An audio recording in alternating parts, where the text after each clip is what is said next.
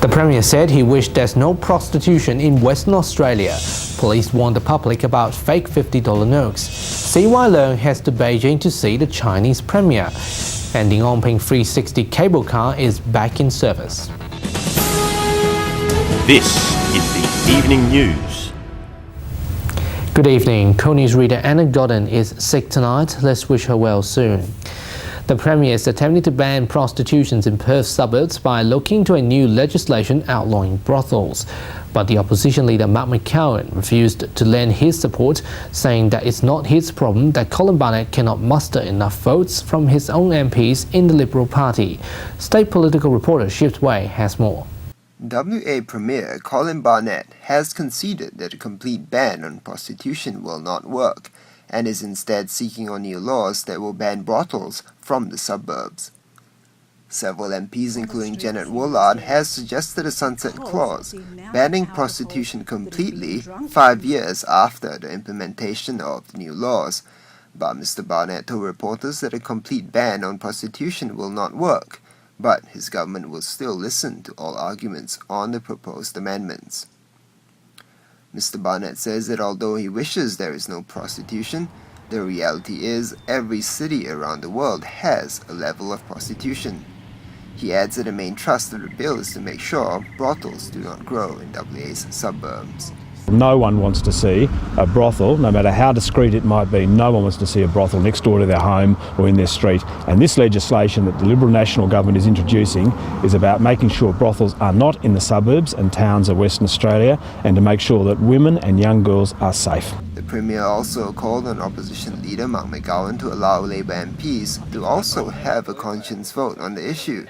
But Mr. McGowan has responded, saying he will not support Mr. Barnett's legislation. The only reason Mr. Barnett is saying that is because a number of his members are concerned about his obsession with legalising prostitution, and he can't secure their votes, and that's why he's suggesting that. Yep. Now, it's his obsession to legalise prostitution, it's not ours.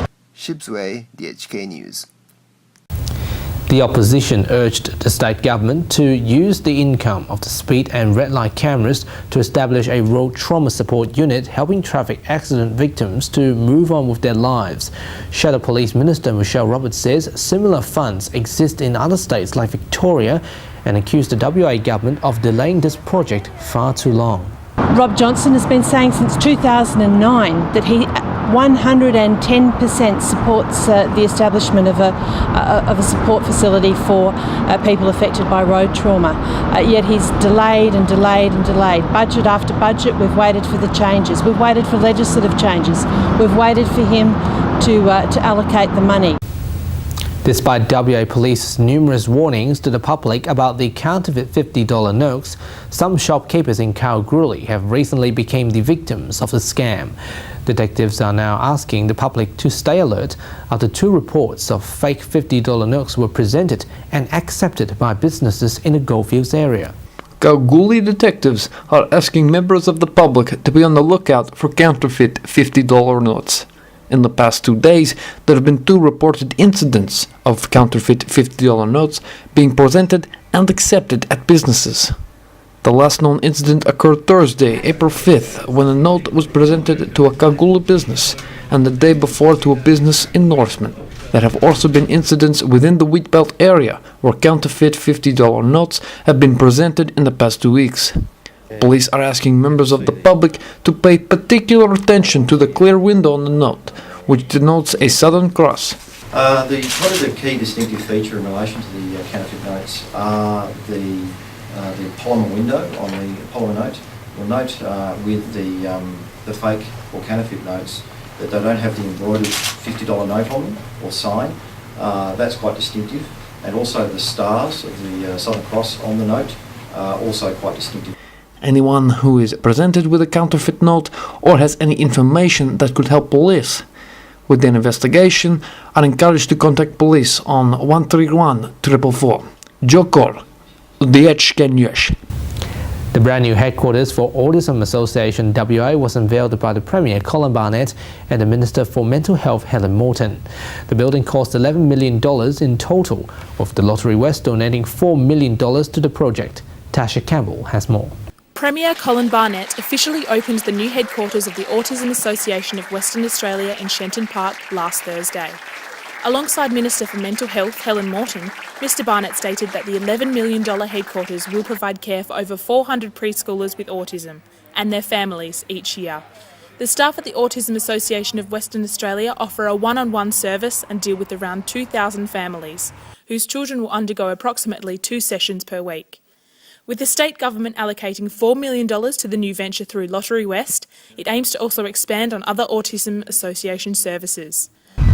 With the diagnosis of autism going up by 1 in 160, Mr Barnett states that autism is a very different and complex condition. Children here, very young girls and boys, been taught to speak, to socialise, to play, and to be able to then progress through a mainstream education. Tasha Campbell, DHK News.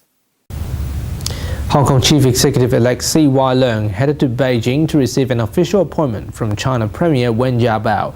Before the trip, Mr. Leung told the media he will not further discuss the future makeup of his government cabinet, but saying he will raise the economic concerns with the Chinese government. Mr. Leung's Secretary General, Private Secretary, Press Secretary and his wife has accompanied him on the trip. It's understood that C.Y. Leung will become the leader of Hong Kong this July after Donald Duck's step down. The famous Ngong Ping 360 cable car is back in service after a midnight crisis that stranded 800 passengers during a breakdown 2 months ago. But the resumption was in limbo as a brief afternoon storm brought the service into another halt.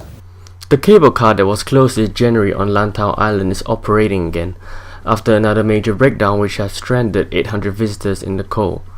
Although the service resumption was interrupted by an afternoon storm, few tour groups have travelled on the cable car with the company increased staff numbers to ensure smooth running.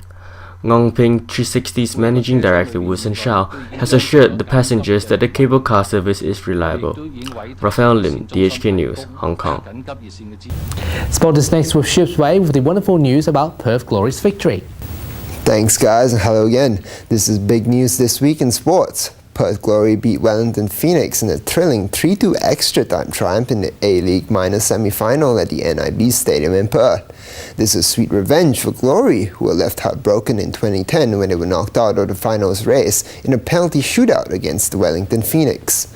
Glory took the lead when Bas van der Brink scored from a 13th-minute corner, but Chris Greenacre scored almost immediately after the start of the second half, and Manny Muscat silenced the 13,000-strong home crowd with a fantastic volley to give Phoenix a 2-1 lead. There was more exciting drama in the game when Glory striker Shane Smeltz capitalized on Phoenix's failed clearance with a beautiful two-touch pass to Billy Mammoth, who smashed the ball into the bottom right corner. Finally, Glory defender tucked away the winning goal deep in the second period of extra time to send Glory through to their first A-League preliminary finals. That's all the sports I have for you this week. Have a good day. Thank you, Shibs. That's how the world looks tonight. On behalf of Ana Godden and me, good night and see you next week.